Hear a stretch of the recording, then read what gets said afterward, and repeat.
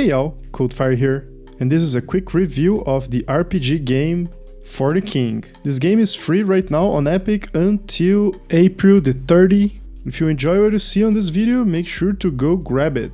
The link for it is on the video description. And also, if you don't know me, I'm doing weekly reviews of the free games that are available every week on Epic Store. So make sure to subscribe for more, and let's get started.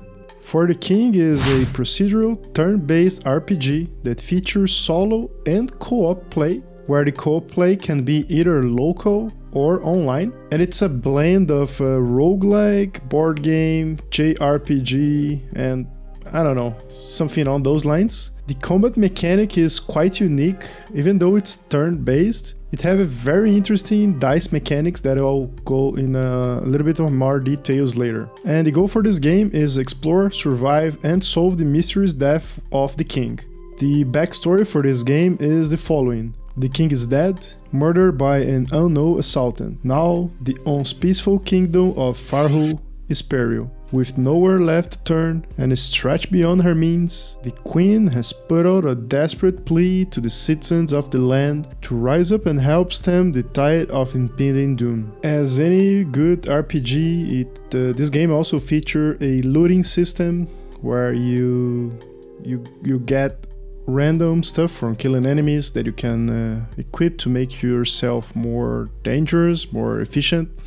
You can also use traders and markets on the city to buy and sell items. You can level up to upgrade your skill and your abilities. You can choose one of the 4 basic classes at the beginning, which is the blacksmith, the hunter, the scholar, and the minstrel, which is like a bard. Each of them which will have unique points distribute among the stats, the basic stats, which are strength, vitality, intelligence, awareness, talent, speed, and luck. They also will start with different equipment and initial abilities. The game also have 11 additional classes that you have to unlock by doing quests during your missions. Then you can choose to start with them on a new game if you want. And since all maps and missions and pretty much everything is procedural generated, there's always opportunity to replay the game endless times. So there's always something to do on the game, especially by unlocking brand new unique characters. And for the basic core mechanics, the map is divided in hexagonal tiles that you can move among them. There is different terrain, which has different movement costs to traverse. It also have tiles that you cannot access, like high mountains and the compact forest, for example. There's also a bar that tracks day and night cycles, the chaos meter, which is also an important element of this game. That with higher values, the enemies will be stronger, and the idea is to reduce chaos as much as you can. Another core mechanics is focus. Focus are points that you can use and restore by leveling up or by using items. The focus point will lock dices if you want to make them 100% guarantee to roll positive.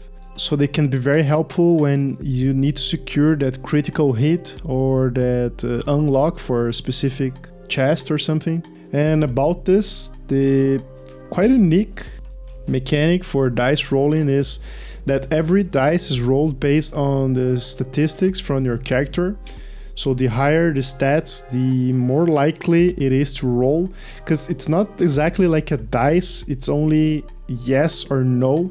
So you may think it's 50-50, but it isn't. It's like every dice has a probability of being successful, and that will depend on your gear and your stats. So you can use your focus point to secure those dices, individual dices, and also the focus point will trigger more likelihood of the other ones to be positive as well. So this is how the game mechanics works. I know it's a little bit complicated at first, but you get the hang of it very quickly, what's the optimal strategy.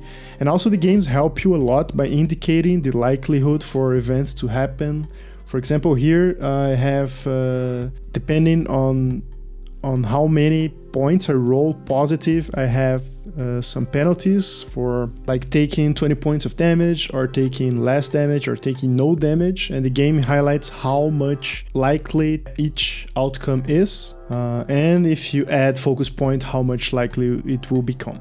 So there is pretty much everything about the core mechanics of the game. Of course, there's a lot more going on there. There's weather systems, there are quest systems, there are also procedural generators, there are dungeons, sanctums. Man, there's a lot of things going on this game. Also, there's a few different missions or campaigns you can run. I only did For the King campaign, which is like the basic one, but there's also a Gold Rush, Frost Adventure, Into the Deep, which is a Nautic themed campaign. Man, there's a lot of different game modes on this game. So you're probably wondering by now, what is my verdict? What do I think about the game?